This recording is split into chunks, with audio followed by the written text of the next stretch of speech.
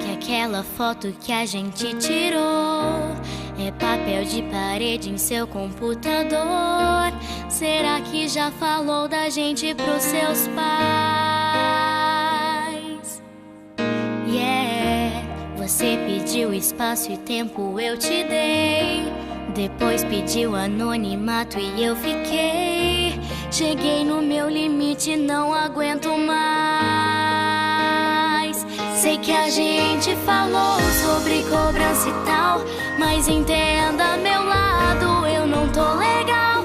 Quanto tempo a gente não pega um cinema, passeio no shopping, coisa de casal.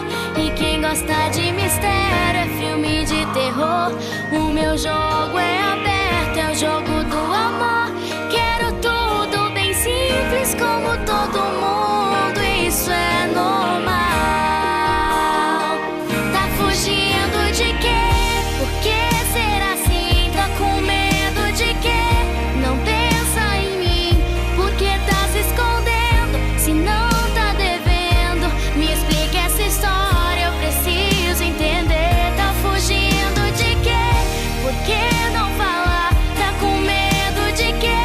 É medo de amar.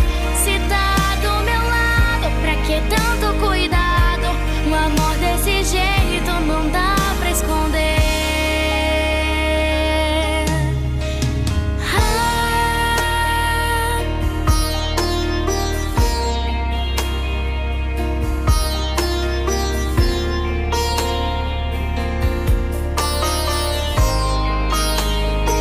Sei que a gente falou sobre cobrança e tal, mas entenda o meu lado, eu não tô legal.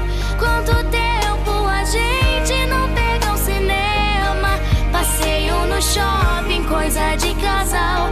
E quem gosta de mistério é filme de terror. O meu jogo é aberto, é o jogo do amor. Quero tudo bem simples como todo mundo, isso é normal.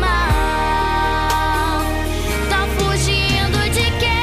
Por que ser assim? Tá com medo de quê?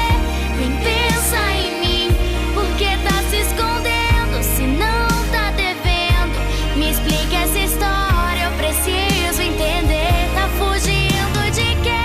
Por que não falar? Tá com medo de quê? Medo de amar. Se tá do meu lado, pra que tanto cuidado?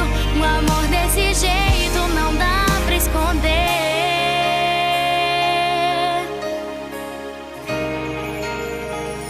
Tá fugindo de quê?